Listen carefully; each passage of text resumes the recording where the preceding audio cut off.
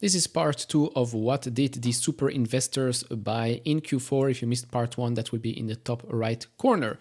Now in this video, we have super investors like Warren Buffett, Bill Ackman, Nelson Peltz, Icahn, and some others as well, some foundations as well. Now at the end, I want to talk about Nvidia's investments as well. Nvidia is not a super investor, but Nvidia did invest in a couple of AI companies. One of those we have actually talked on this channel not so long ago. You're going to watch that at the end of this video. But first up, I want to start with one that has been in the spotlight for quite a while now, and that's because of Disney and the fact that, well, he wants Disney to change and he wants a spot on their board. You guessed it, it's Nelson Peltz from Triumph Fund. Now in Q4, they actually reduced their stake in Disney by 1.61%. They reduced Allstate by 23.34%. But if you look at the last quarter, so Q3, they actually added Allstate, was a new position. They just reduced it because the stock went up quite a nice amount. So they're taking profits. With regards to Disney, they only reduced it by 1.61%. As you can see before, they have been adding quite heavily into Disney. As for the others, they reduced Ferguson PLC by 22.62%, Wendy's by 5.65%, and then the two others here, they added 3 shares and 373 shares, so not that much. As for the fund itself, as a whole, it has 9 stocks, portfolio value of just over $7 billion, Walt Disney 43.67% of the portfolio. Now I fully expect them to still hold Disney for quite a while. The stock itself has been performing quite well actually from the start of 2024. It was one of the honorable mentions at the start of the year when I made my picks for the year. Disney was there because I did think that when it comes to free cash flow, buybacks, dividends, stuff like that, or the possibility of more buybacks, higher dividend, which right now we know that there is a higher dividend, was highly probable. And right now I am proven correct. I can be proven completely wrong towards the end of the year. But right now I fully expect them to still keep their shares in Disney and still try to get a seat on their board.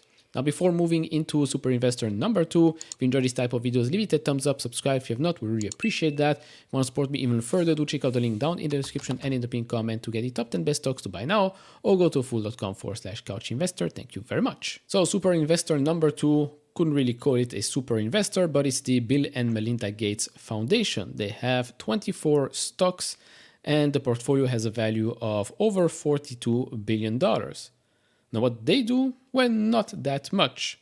They reduced Microsoft by 2.74%, it's still their biggest position, no surprises there, and they reduced Berkshire Hathaway CLB by 11.60%, and that's still their second largest position, and they bought one new company called Veralto Corp. If you ever looked at the Bill and Melinda Gates Foundation, even though I do think they're divorced, so maybe it's not Melinda Gates, but anyways, then you're probably familiar with their top holdings: Canadian National Railway, Waste Management, Caterpillar. Then you've got things like Deere & Co., which I hold as well in my dividend portfolio, Ecolab, Coca-Cola, Walmart, FedEx. So very, very strong companies that might not be in a super high growth cycle or haven't been for quite a while, but they keep on growing, keep on paying a nice dividend, and keep on buying back their own shares, providing you with even more value. Moving on to super investor number 3, and that's Daniel Loeb from Third Point. Now, they did quite a lot in this quarter, but as you can see, this is nothing new. In Q3, they did quite a lot. They usually buy and sell, so don't be surprised with that. So what did they do? They added 5.45% to their Meta platform position. They opened a position in Verizon. They opened a position in some of these companies here as well, pharmaceuticals, stuff like that. And then they reduced 9.44% of Microsoft, 10.26% of Amazon, 33.80% of Taiwan Semiconductor, 76.19% of Uber Technologies, which has had quite a great start of the year. They completely sold out of T-Mobile, which, makes sense because they now initiated a position in Verizon, and they sold out completely from Alphabet. Now you might say that's completely nuts, but if we scroll down, we can see that in Q3, they bought a new position in Meta. They added actually 14.15% to Amazon. They added 46.38% to Microsoft and 51.35% to Uber. So they did have that run up towards the end of the year as well. They probably took some major gains there. Now looking at Third Point's portfolio, they have 36 holdings, a portfolio value of 6.5, just over $6.5 billion. Number 1 position is PG&E, number 2 still Microsoft, number 3 Amazon, then Bath & Body Works, Danaher, which we saw yesterday, another super investor opened a position in that, Meta Platform, United States Steel Corp, they added 15.79% there. This is the company that was supposed to be sold to a Japanese, to Nippon, I believe. Didn't happen, still ongoing, I suppose. If I'm mistaken, do let me know down in the comments below. But basically, this is the full list of their portfolio. If you want to look at that, just pause the video. Then, super investor, well, maybe the super investor here, and that's Warren Buffett, more specifically Berkshire Hathaway. Again, I don't think that he still makes those trades, but I can't be mistaken. But I mean, I'm still surprised at the fact that he is still adding quite a lot to SiriusXM. I mean, they added 315.6% this quarter. Last quarter, they actually opened a position in SiriusXM and also opened a position in their parent company, Liberty Media. They also added 14.37% to Chevron and 8.74% to Occidental Petroleum. We also saw that yesterday. A couple of other super investors are doing the same thing. Maybe you should keep an eye out on that as well. Then the big headlines, right? Warren Buffett, Berkshire Hathaway have sold 10 million shares of Apple. Well, big deal. They reduced it by 1%. So not by much. They get paid millions and millions in dividends, and Apple buys tons and tons of shares back. So probably the value of their position is still bigger today than what it was before. Then they reduced 32.44% of Paramount Global, almost completely sold out of HP, which I don't really understand why they just don't sell out completely like they've done with these other positions here, including StoneCo, which funny enough, yesterday on X, actually asked if someone is holding that company. Some people still answer, yeah, I hold it. I've seen it on some websites in the comments. If it's good enough for Warren Buffett, then it's good enough for me. Well, is it still good enough for you now that they sold 100% of their position? Let me know down in the comments below if you're watching this video. Now, overall, Berkshire Hathaway here, number of stocks they hold, 41, portfolio value of over $347 billion. Apple, still 50% of the portfolio, followed by Bank of America, American Express, Coca-Cola, Chevron, Occidental Petroleum, Kraft Heinz, Moody Corps, etc., etc. Again, if you want to look at the whole thing, pause the screen, this one, and here you get a little bit more with all the companies that are basically just 0.01% of the whole portfolio. Now, my question with regards to SiriusXM here is why? Why do they buy this company? It's a company with a market cap of $18.44 billion, forward PE 15 times. Okay, but if you look at the estimated growth rates for sales and EPS, I mean, does it scream a buy? My opinion, not really. Do they see something special that I don't? I don't know. Yes, it pays a nice dividend, has a 2.22% dividend yield.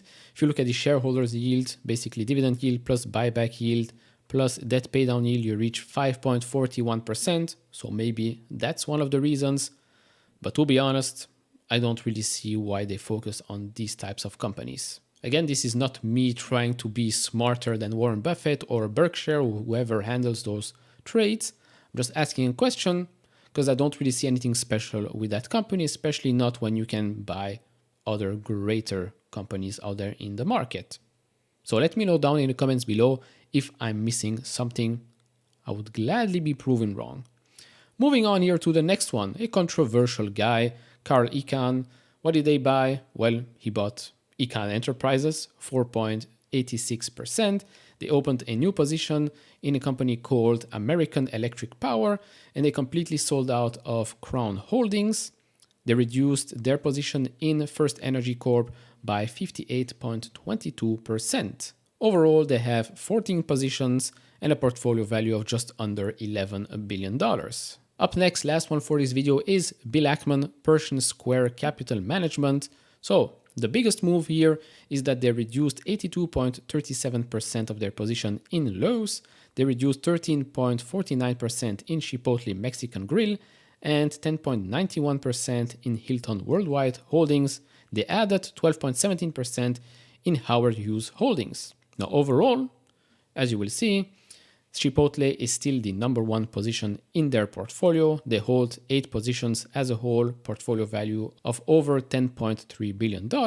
Restaurant Brands International is number 2, Hilton Holdings number 3. Alphabet, actually, if you take both positions, because they hold both shares here, it's actually number 1, number 2 of their portfolio, depending on the prices of Alphabet and Chipotle. Now, the last part of this video obviously is not a super investor, but it's Nvidia.